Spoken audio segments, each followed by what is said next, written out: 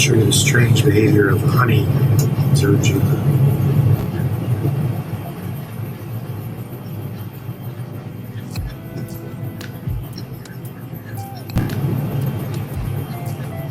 Crawls back.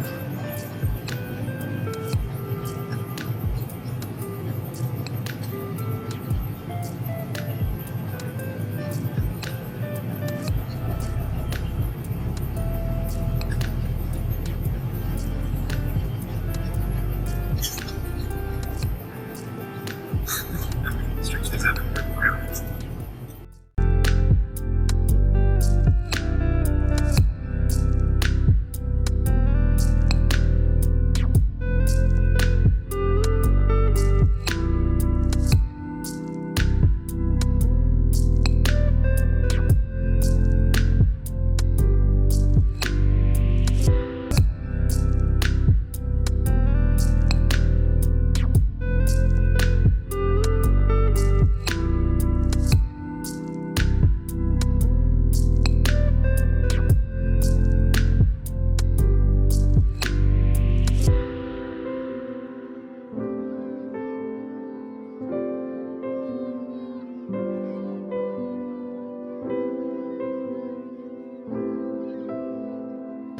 Okay, so yeah, I'll just go into a ball and start spinning, and then if you want to just keep me go round, and yeah, that's cool.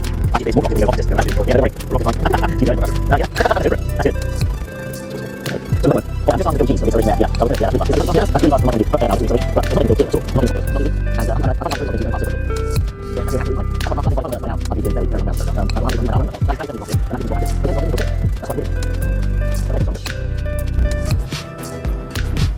okay, let's see if I can.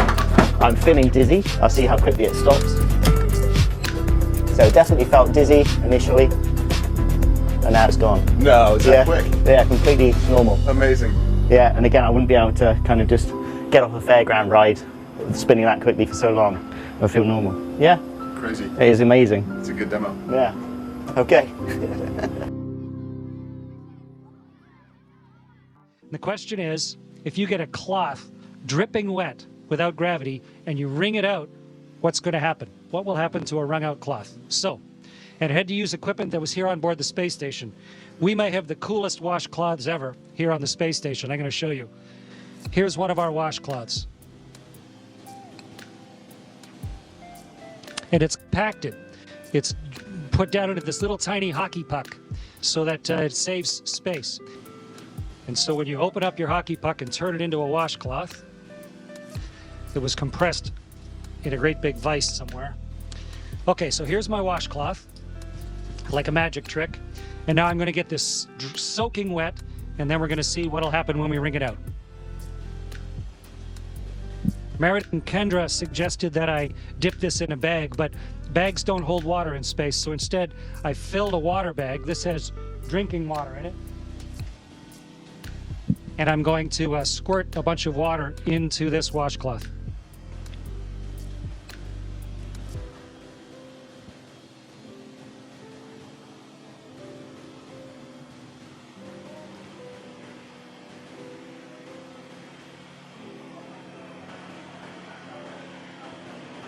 Okay, so here's a soaking wet washcloth. Get the microphone so you can hear me while I'm talking.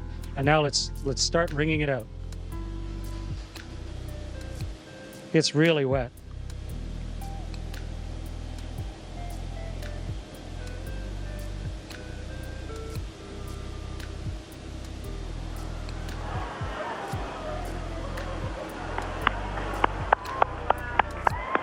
It's becoming a tube of water. The water's all over my hands. In fact, it wrings out of the cloth into my hands. And if I let go of the cloth carefully, the water sort of has it stick to my hand. Okay, so the experiment worked beautifully. And the answer to the question is the water squeezes out of the cloth, and then because of the surface tension of the water, it actually runs along the surface of the cloth and then up into my hand, almost like you had Jello on your hands or gel on your hand, and it'll just stay there. Wonderful moisturizer on my hands. And the cloth doesn't really unravel itself. It just stays there floating like a dog's chew toy, soaking wet. Great experiment, worked perfectly. Meredith and Kendra, congratulations, great idea.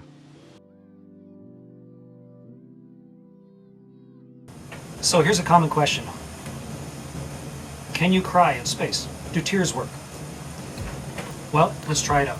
I can't cry on command, but I'm going to take some water, drinking water, put it in my eye just as if I was crying. Let's see what happens. Get myself nice and stable for you here. Here we go. So, just as if I started crying, my eye is full of tears. But you can see it just forms a ball on my eye. In fact, I can put more water in. And so if you keep crying, you just end up with a bigger and bigger ball of water in your eye. Until eventually it crosses across your nose and gets into your other eye, or evaporates, or maybe spreads over your cheek, or you grab a towel and dry it up. So yes, I've gotten things in my eye. Your eyes will definitely cry in space, but the big difference is tears don't fall. So grab a hanky.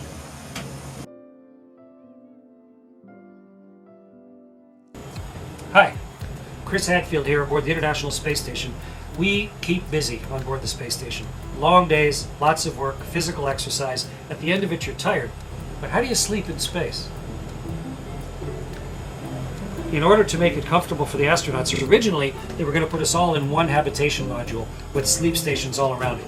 But the way a station was eventually built, we have sleep stations inside Node 2, which is in the forward part of the station, and inside the service module, which is in the aft. A total of 6 small bedrooms, sleep stations, or sleep pods.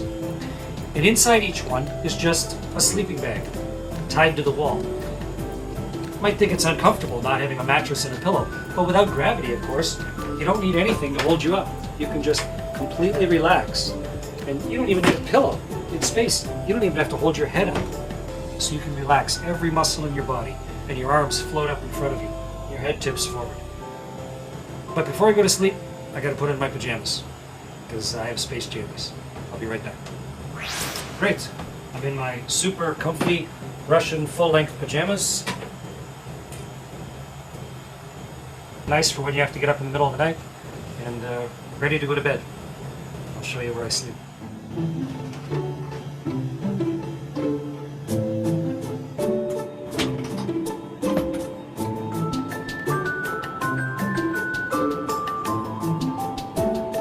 This is my sleep station, my sleep pod.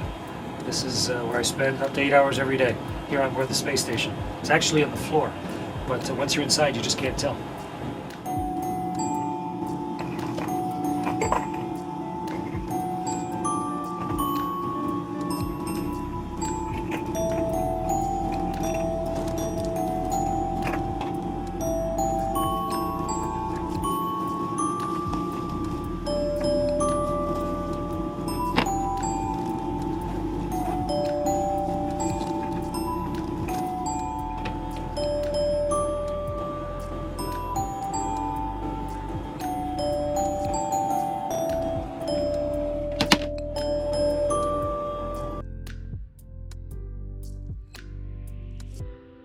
Techme from B-Town, Ontario asked, is it challenging to brush your teeth in space without getting toothpaste up your nose from weightlessness? Well, let's talk about how to brush your teeth in space. Standard toothbrush, nothing magical there. But we got a few different things. We don't have running water. You can't have a tap. You can't have a sink because water would flow everywhere. And so what do you do to wet your toothbrush, and where do you spit afterwards? Those are the big questions. So first we just fill up a water bag with water, and this is what we're going to put on our toothpaste. So let me get a ball of water here. There's a nice ball of water floating on the end. Shut off the straw very carefully. Okay, and get my toothbrush wet. Toothbrushes soak up water nicely. So now I have a nice wet toothbrush. Good. So I'm partway there. Got my toothbrush wet. Now I just need to put some toothpaste on it and get cleaning my teeth. So I'm going to suck the water off it, because where else would it go? Nice wet toothbrush. Grab some toothpaste. We just use standard toothpaste in space. Squeeze a little on, not too much because you're going to have to clean it up later. Okay, so there's my toothpaste on my toothbrush. It's wet. It's ready to go. It's loaded. Brush my teeth just like normal. Get them all. Especially the ones in the back.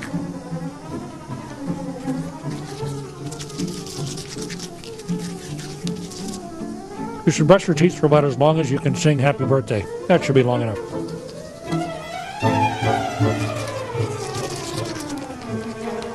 Okay, so now what I'm going to do, I've got a mouthful of toothpaste stuff. I got a dirty toothbrush.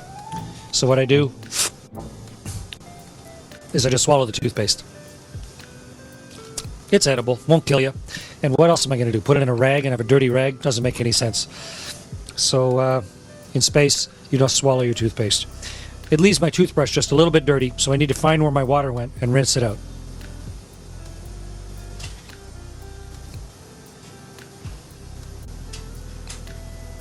Fortunately, things are weightless, so things don't go too far. So here's my water again. So now I'll get a little water in my mouth.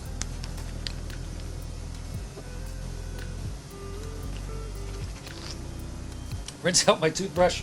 So I have a relatively clean, slightly damp toothbrush to put back in my toothbrush case.